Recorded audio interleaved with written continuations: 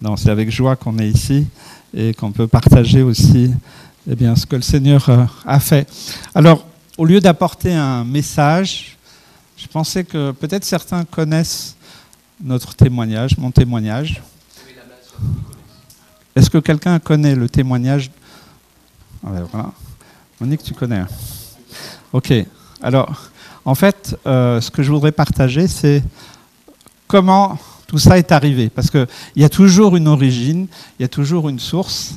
Et même si aujourd'hui je sers le Seigneur, eh bien, il y a une raison, il y a quelque chose qui s'est passé bien avant. Et des fois, c'est bien de se pencher sur... Merci, voilà. C'est mieux? Ok. Donc, pour introduire, j'aimerais simplement lire dans le livre du prophète Ésaïe,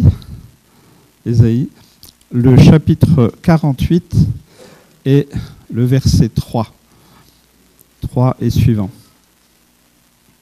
Ésaïe 48, 3. Dès longtemps, j'ai fait les premières prédictions. Elles sont sorties de ma bouche et je les ai publiées. Soudain, j'ai agi et elles se sont accomplies. Et c'est ce soudain de Dieu. Parce que nous, on vit tous dans nos vies une certaine, pas routine, mais certaines habitudes. Et en tant que chrétien, en plus, je crois qu'on a besoin de s'attendre au soudain de Dieu. Amen. Tous les jours, je m'attends au soudain de Dieu. Et je vous encourage à vivre aussi dans cette dimension, parce que Dieu est celui qui agit d'une manière puissante. Vous savez que nous sommes tous le résultat de la prière. Quelqu'un a prié pour vous, peut-être que vous ne le savez pas, mais nous sommes tous le résultat de la prière. C'est pour ça que la prière est tellement importante et que nous pouvons aussi prier les uns pour les autres. Prier. Moi, je suis un peu bizarre. Alors, voilà, moi, je prie quand je vais dans un supermarché. Je dis, Seigneur, tu bénis tous ces gens. Quand je suis sur la route, je dis, Seigneur, tu bénis les gens qui sont devant et qui habitent là, à droite ou à gauche. Parce que je sais et je connais la puissance de la prière. Et quand nous bénissons, eh bien, Dieu agit. Alors, on ne sait pas tout maintenant, mais on saura tout là-haut. Donc, comment ça a commencé tout ça? Moi, je ne suis pas né dans une famille heureuse. Pas du tout. Loin de là même. Mes parents se sont rencontrés sur une piste de danse en Algérie. Donc, ils étaient pieds noirs. Et alors, il y a eu le coup de foudre, mais qui n'a pas duré bien longtemps, puisque ma mère, d'origine juive, et mon père, d'origine catholique. Donc déjà, le premier contact a été, en-delà de la piste de danse, a été tout de suite un enfer, parce que dès le mariage, il y a eu coupure déjà entre les deux familles, qui ne voulaient ni voir l'un, ni voir l'une, ou l'autre, et ça a été vraiment terrible. Et ma mère a regretté dès le lendemain, dire voilà, j'ai abandonné ma religion, je me suis marié avec un, bon, je ne vais pas donner l'expression, mais quelque chose de très négatif. Elle dit, j'ai raté ma vie et maintenant, c'est fini. Et ma mère est tombée déjà là, à ce moment-là, dans une profonde dépression, parce qu'elle ne savait pas comment faire. Elle était coincée dans cette situation et les deux familles, bien sûr, s'opposaient d'une manière assez difficile. Donc, dans la maison, j'avais 2 sœurs. C'était un peu l'enfer tous les jours. Vous savez, les assiettes, elles volaient. Les insultes volaient aussi. Et quand mon père rentrait du travail le soir, il disait « T'es pas encore morte ?» Vous voyez l'ambiance. Et quand on est enfant, quand les parents se disputent, des fois on croit que les enfants ne sentent rien. Si, ils savent tout, ils comprennent très vite. Et nous étions là avec mes sœurs, dans une attitude difficile. Alors, nous étions très proches de notre maman. Le papa ne nous tapait pas, rien, mais il nous ignorait totalement. Il avait la passion du jeu. Il allait flamber au casino. Donc, il dépensait toute la paye dans le blackjack et toute la roulette et toutes sortes de... Pour ceux qui connaissent le monde des casinos, là, c'est particulier. Donc, il ramenait pas d'argent à la maison. Il disait à ma mère, j'ai pas eu ma paye, fait, bon, il dépensait tout. Et donc ma mère était obligée de faire des ménages pour s'occuper de nous, pour nous faire vivre. Donc c'était pas la richesse dans la maison, c'était plutôt la misère. Et voilà l'ambiance, voilà, de ma naissance et début de la vie de couple de mes parents. Mon père travaillait dans la prison d'Alger. Et pour ceux qui se rappellent, à l'époque, dans les années 60, c'était la guerre d'Algérie. Donc c'était un moment difficile. Donc mon père était gardien de prison. D'ailleurs, ma mère elle disait, tu as bien la tête de l'emploi, hein, parce qu'il était très, très dur. Et mon père, ma mère disait souvent, tu as une bouche. C'est pas une bouche, c'est une poubelle. Tellement il disait de gros mots et d'insanité. Voilà, c'était compliqué. Mais, comme je l'ai dit tout à l'heure, mon père avait un collègue de travail chrétien qui priait pour tous ses collègues. Et un jour, il a donné une Bible à mon père, et mon père l'a ramenée à la maison, il l'a donnée à ma mère, elle l'a ouvert, elle a vu Jésus, elle a dit non, moi je suis née juive, je meurs juive, je ne vais pas changer de religion. Et donc elle n'a jamais été plus loin. Et mon père, lui, il ne s'occupait pas de ces choses-là. Est arrivé des événements assez graves, puisqu'il y avait des attentats, il y avait des meurtres dans la ville d'Alger, et mon père était inscrit sur une liste rouge comme des hommes à abattre, puisqu'il gardait des détenus à l'époque. Je ne vais pas revenir dans cette période, mais les anciens se souviendront que c'était une période difficile. Il refusait que l'Algérie devienne libre. Et donc, il y avait des attentats. Et un jour, il y a eu un attentat près de la prison, et il n'y avait pas Internet, mais vous savez, la nouvelle s'est répandue très vite. Et ma mère a entendu ça. Alors, on pourrait dire que est-ce qu'ils s'aimaient, est-ce qu'ils s'aimaient pas? On pourrait dire que c'est peut-être un peu l'amour vache, on ne sait pas. Ils s'aimaient sans s'aimer. Et quand elle a entendu qu'il y a eu un attentat à côté de la prison, elle a eu une peur soudaine. Et elle a fait un empoisonnement du sang. Et en quelques temps, elle est devenue paralysée. C'est devenu paralysant. Elle avait des plaques sur les jambes et elle s'est retrouvée dans un fauteuil roulant. Donc c'était compliqué. C'était les voisines qui venaient s'occuper de nous, qui venaient pour les repas, pour les courses. Voilà. Mais mon père, lui, il n'a pas changé son style de vie. Et donc un jour, peut-être un an après, ma mère a pris une décision. Elle a dit, écoute, c'est plus possible. Moi, je ne peux plus vivre comme ça. Il faut que je fasse quelque chose. Il faut que j'aille voir quelqu'un. Il faut que j'aille à l'hôpital et que je m'occupe de moi. Et vous savez, entre-temps, comme j'ai dit, ma mère était dépressive. Elle a tenté plusieurs fois de mettre fin à ses jours. Un jour, elle a voulu avaler des lames de rasoir.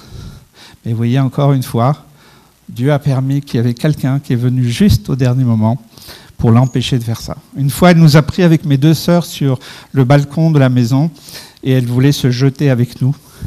Encore une fois, quelqu'un est venu juste à temps. Hein, le hasard n'existe pas. Hein. Einstein disait que c'est quand Dieu passe incognito. Hein. Il y a vraiment toujours quelque chose, quelqu'un qui... Parce qu'ils avaient commencé à prier, les collègues de travail, le collègue de travail et l'église où il était, ils avaient commencé à prier pour toute la famille. Et puis une autre fois, elle avait pris en secret un rendez-vous avec un rabbin pour qu'on puisse partir dans un kibbutz en Israël. Voilà la situation. Et donc... Elle est devenue paralysée et elle dit à mon père, demain matin, je vais à l'hôpital, tu te débrouilles. Et mon père, il n'avait certainement pas l'intention de s'occuper de nous. Donc on n'était pas très riches, mais il y avait la télévision. À l'époque, il n'y avait pas 36 chaînes. Et donc il a dit, je vais l'installer devant la télé, puis demain, celui où passera, je vais gagner un jour comme ça. Et donc il l'a installé devant la télé, nous étions là avec mes deux sœurs.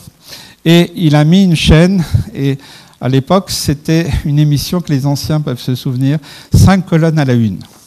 Une émission qui retransmettait des grands événements dans le monde.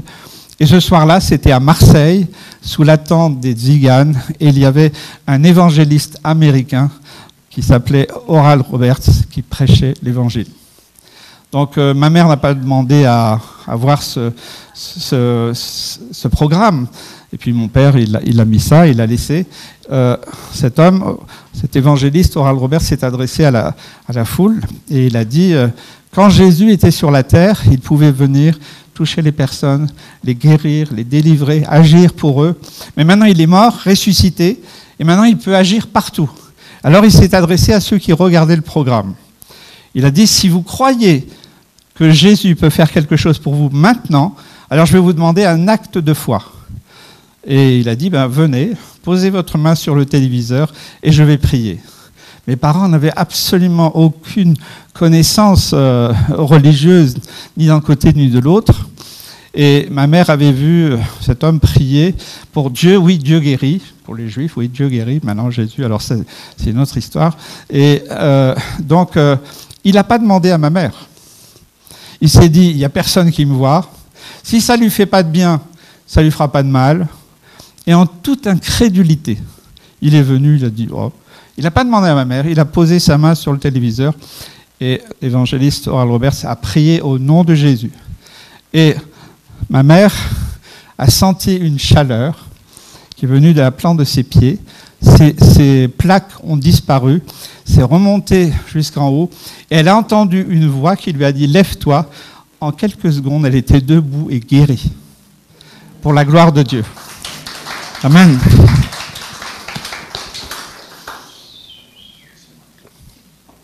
Alors, c'était un peu la révolution dans la maison. Ma mère nous disait, mais pincez-moi, est-ce que je suis dans la réalité ou est-ce que je suis, je sais pas, je suis en train de rêver, je suis en train de dormir. Et puis, elle était bien guérie. Et mon père, alors lui, il a dit, mais c'est une histoire de fou, on regarde la télé, t'es guéri. Il n'y croyait pas, il dit, de toute façon, ça ne va pas durer, c'est une histoire de fou.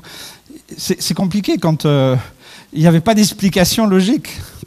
Et donc ma mère lui a dit, écoute, ton collègue là qui t'a donné la Bible, là, est-ce que tu pourrais lui demander de revenir? Alors il revient, et puis il a eu la sagesse de ne pas attaquer tout de suite sur Jésus. Hein, il a parlé de Dieu. Oui, Dieu a guéri ta femme, mais il veut faire quelque chose de plus grand et de plus puissant dans votre vie. Ah oui, ok. Et c'est là qu'il a dit, cette semaine, une dame va venir voir ton épouse. Il faudra qu'elle lui ouvre et qu'après, elle discutera avec elle. Dans la semaine, ma mère était très méfiante, hein, elle ouvre, donc cette femme qui rentre. Et quand elle rentre dans le couloir de la maison, elle se met à genoux. Alors elle me dit, qu'est-ce que c'est? Elle va me demander de l'argent. Elle croyait que c'était une secte et elle était assez méfiante. Mais cette femme, elle s'est adressée à ma mère dans un amour profond et sincère, en disant que sa famille avait fait beaucoup de mal aux Juifs pendant la dernière guerre. Ils avaient dénoncé des gens qui sont morts dans les camps, et que quand Jésus était venu habiter dans leur vie, dans leur cœur, dans leur maison, ils avaient décidé de passer tout le reste de leur vie à aimer et bénir les Juifs. Alors ça a touché le cœur de ma mère. Mais elle lui disait, viens à la réunion. Et pour elle, Réunion, c'est Église catholique, et pas question, non, je suis né juive, je vais mourir juive. Et donc, cette femme était très gentille, elle ne savait pas comment faire, et les semaines ont passé, et ma mère a commencé de nouveau à avoir mal aux jambes. Bon, elle a dit, je vais aller une fois, puis après, elle va me foutre la paix, et puis c'est terminé. Elle n'avait pas du tout l'intention. Et elle est allée, elle s'est approchée pour la guérison, comme ce matin, et elle a été totalement guérie. Mais elle a dit, il faut que je trouve une solution pour ce Jésus-là. Parce que pour nous, les Juifs, non, Jésus, c'est pas ça. Donc, je ne vais pas dire tout ce que les Juifs disent sur Jésus, mais pour elle, c'était vraiment un gros problème. Donc, elle a demandé la Bible. Elle a dit, mais moi, je ne veux pas votre Bible, je ne veux pas votre Nouveau Testament, là. Je veux la Torah. Hein, et maintenant, il faut que je sache. Ma mère était une femme de caractère, vous l'avez connue. Hein, voilà. Et elle est rentrée à la maison, et puis elle a pris la Torah, et puis elle a dit, soit Jésus est le Messie qu'on attend, nous les Juifs, soit je ne veux plus en entendre parler. Donc elle avait vraiment pris une décision. Et donc, elle a ouvert, encore une fois, le hasard n'existant pas, elle a ouvert, et je vous invite, j'aimerais qu'on puisse le lire. elle a ouvert sur Ésaïe 53. J'aimerais le lire. Qui a cru à ce que nous avons annoncé? Qui a reconnu le bras de l'Éternel? Il s'est élevé devant lui comme une faible plante, comme un rejeton qui sort d'une terre desséchée.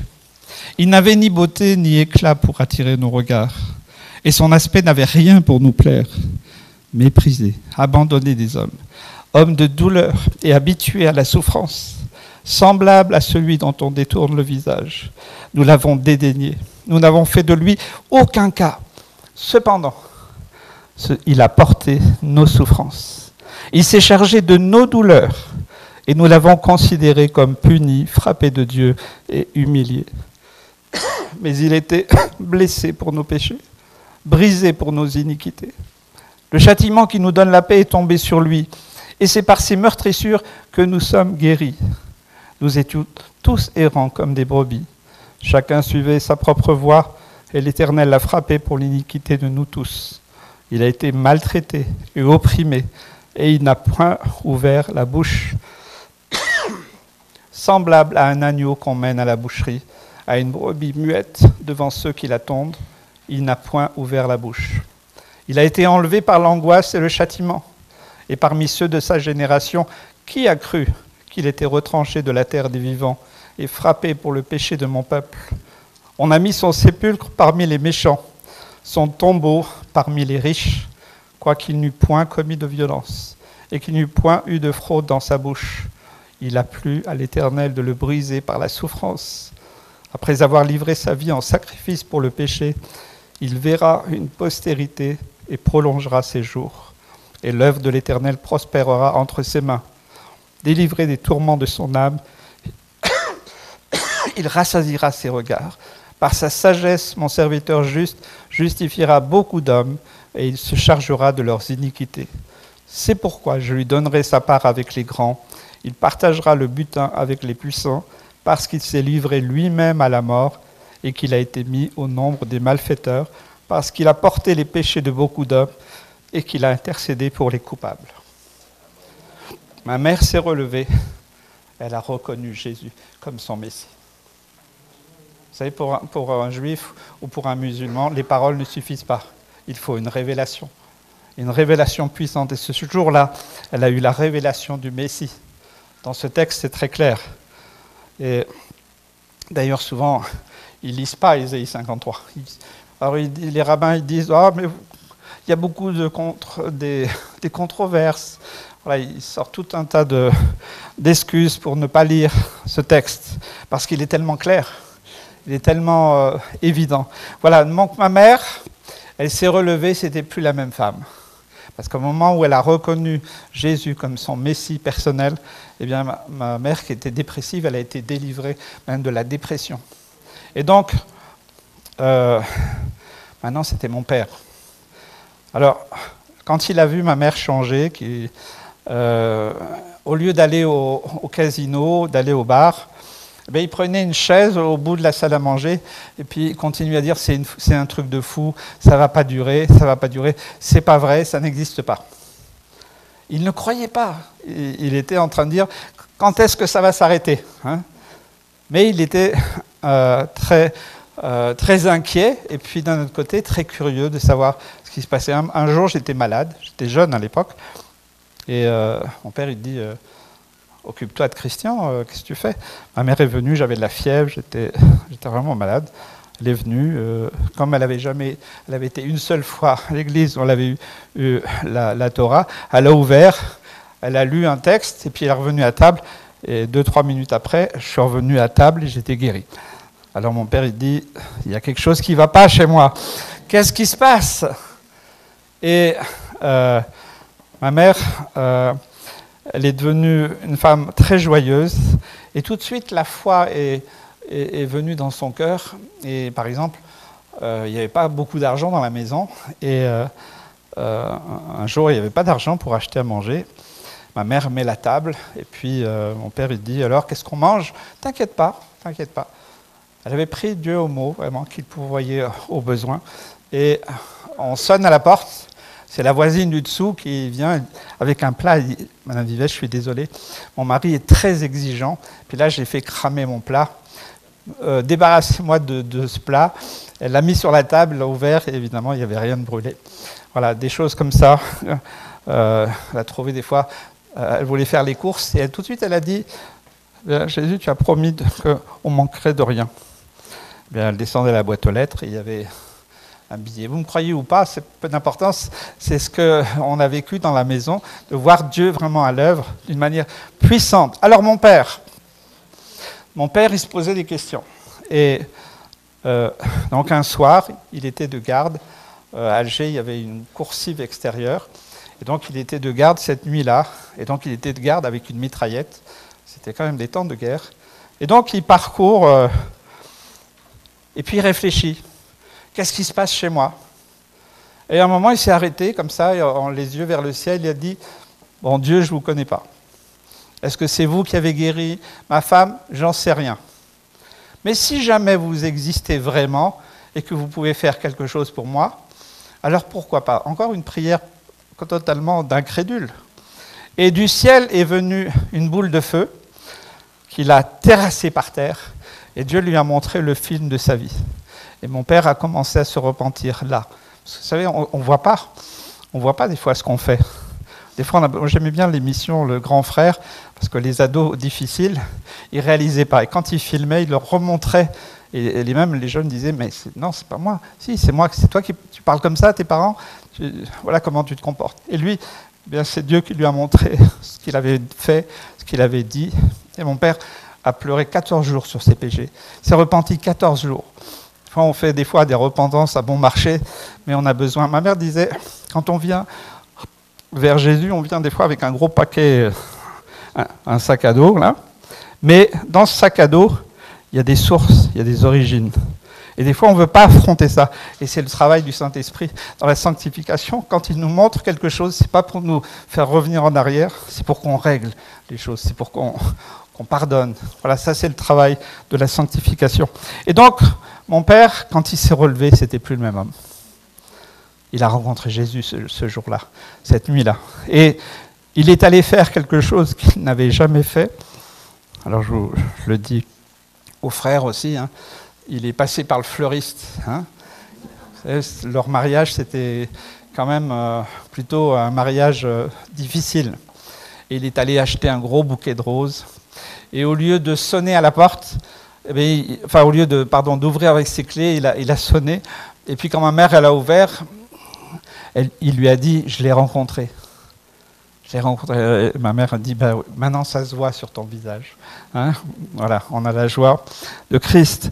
Donc c'était vraiment la révolution à la maison. Et mes parents, ils sont allés à La Réunion, tous les deux. Et puis mon père, il rentre dans la salle et puis il rencontre quelqu'un et lui dit, j'ai rencontré Jésus. Ah oui, c'est bien, c'est bien. Mais je l'ai rencontré, je l'ai vraiment vu. Oui, c'est bien. Il le prenait peut-être pour un peu un exalté. Ok. Et il se met tout devant. Le pasteur prêche, tout ça. Et puis il fait les annonces, comme tu as fait. Il a annoncé aussi les baptêmes pour dimanche prochain. Et puis mon père lève la main et dit, je veux me faire baptiser. Et puis le pasteur dit, mais vous êtes qui, vous? Je ne vous ai jamais vu. Ça, c'est la puissance de Dieu. Amen. Et donc, voilà comment tout ça a commencé. Et ça a été vraiment une révolution. Vous savez, quand Dieu agit d'une manière puissante, eh bien, il y a aussi des fruits. Dans l'immeuble où nous habitions, comme tout le monde connaissait ma mère, eh bien, dans le hall de l'immeuble, les pasteurs sont obligés de venir et de prêcher dans l'immeuble.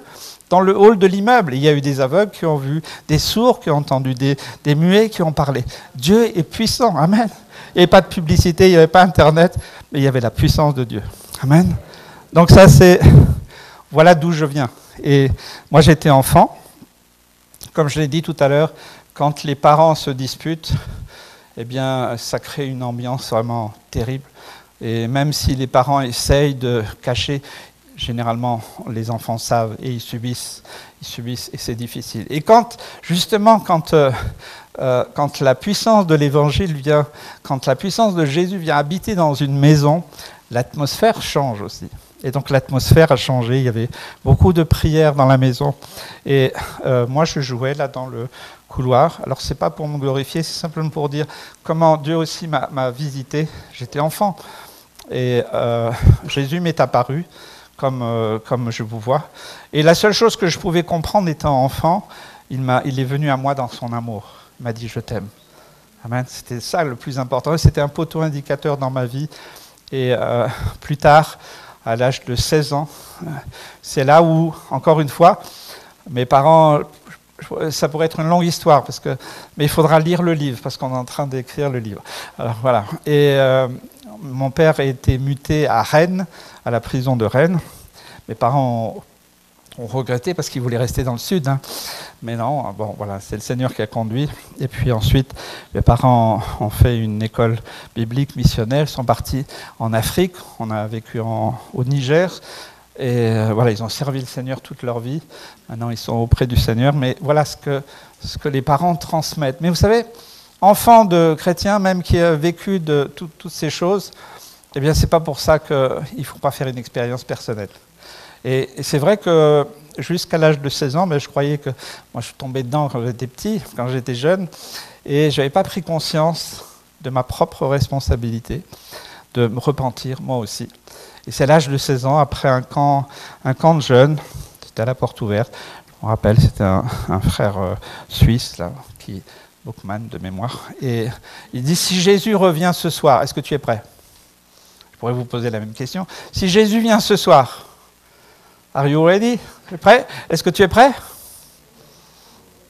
Vous savez, ça pousse quand même à réfléchir un peu plus. Et moi, j'ai été percuté par cette... Ah mais non, mais moi, je suis... En fait, c'est mes parents qui sont chrétiens. Mais moi, je n'ai pas fait ce choix-là. Et donc, je suis rentré à la maison. Et ce jour-là, il y avait une réunion de prière à la maison. Et c'est là que, eh bien, j'ai confessé aussi mes péchés.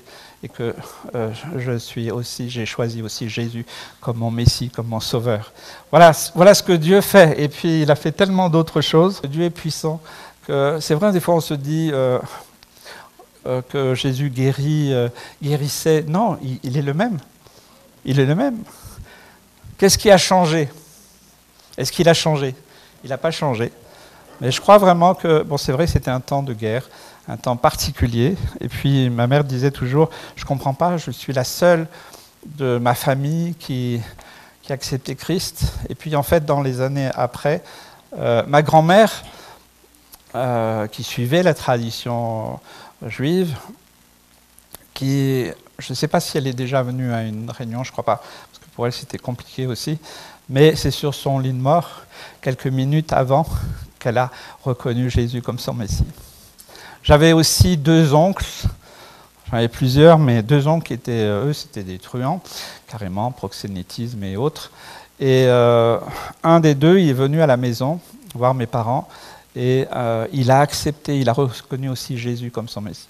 Mais mon père lui a donné une parole qui est aussi dans, je ne sais plus dans quel texte, c'est le prophète qui ne devait pas retourner, par le même chemin. Et il lui dit, de la part de Dieu, ne repars pas par le même chemin que tu es venu. Et il ne l'a pas écouté, il est parti, il a pris le train pour Lille, et quand il est sorti de la gare, c'était le jour où il a reconnu Jésus comme son Messie, il est sorti de la gare, et il y avait un sniper qui l'attendait, là il lui a tiré une balle dans la tête, il est mort ce jour-là. Et bien sûr, ça a été un peu difficile.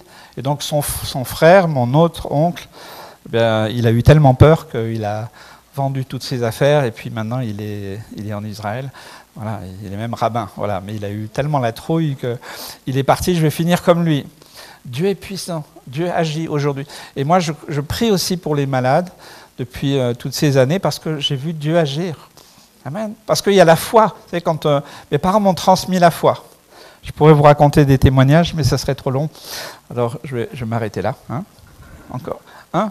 Par exemple, nous étions au Niger pendant la période de mai 68, donc l'argent n'arrivait plus de la mission. Et donc, dans le Sahel, ce qui est important, c'est un frigo. Hein, le frigo. On avait un frigo à pétrole, et moi j'ai vu mes parents prier, imposer les mains au frigo en disant « Seigneur, nous avons absolument besoin d'un frigo. qui fonctionne. Ok. Et donc, mon père allait voir régulièrement s'il y avait de l'argent de la mission. C'est pas tenu. Le frigo, il a tenu 3 semaines, sans pétrole. C'est pas de la magie, c'est juste pour dire que Dieu est fidèle. Dieu est fidèle. Et quand on le prend au mot, eh bien, il agit. Et moi, j'ai grandi dans cette foi-là. Et c'est pour ça que, eh bien, j'aime aussi la transmettre. Ensuite, on a une autre. Voilà, je me suis marié. On a eu 4 enfants.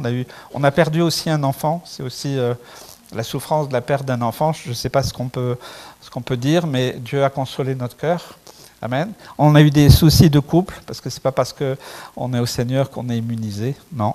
Mais Dieu a restauré toutes choses, nos enfants et notre couple et notre famille, et on le sert maintenant en Normandie suite à un appel du Seigneur, voilà, pour le servir. Ça, c'est une autre histoire encore.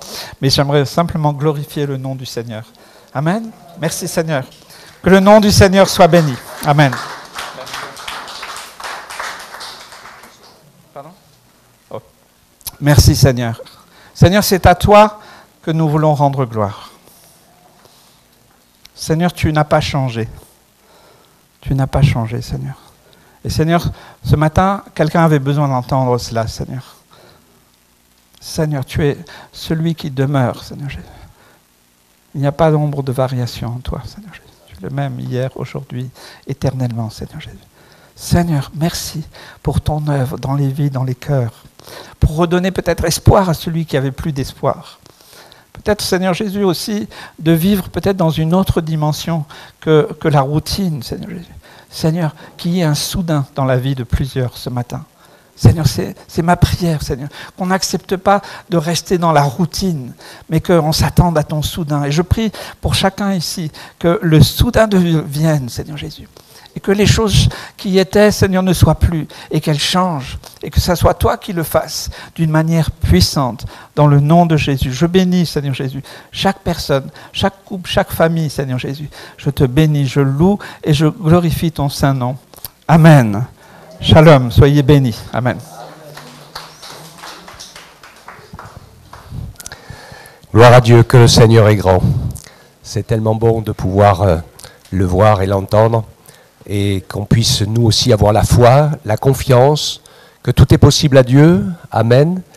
Et je remercie vraiment pour ce témoignage. Dans le tout est possible à Dieu. Et je reconnais quand même que dans chacune de ses actions et de ses interventions, il y a quand même le mot repentance dans la racine. C'est parce que souvent c'est ça, nous on veut la foi comme ça, là, comme si on avait gagné au loto, hein. Mais à un moment donné, c'est pas comme ça que ça marche. C'est le Seigneur qui arrive à rentrer au fond de notre cœur. Et quand il arrive à rentrer au fond pour toucher le fond, et qu'il y a des choses qui bougent, alors là, le Saint-Esprit peut agir, il peut guérir. Je me rappelle du papa, comment il s'appelle, à Mulhouse, le papa Jean. Il disait, il n'y a pas de miracle dans ta vie. Dieu n'arrive pas à toucher le fond. Il y a quelque chose qui, il y a quelque chose qui n'est pas ouvert, que le Saint-Esprit ne peut pas aller jusqu'au bout. Hein, et il avait raison. En tout cas, un grand merci. Que Dieu nous encourage dans une grande, grande, grande sincérité, honnêteté avec lui, avec une foi d'enfant. Et tout est possible. Alléluia. Soyez bénis. Et encore un grand merci pour ce témoignage.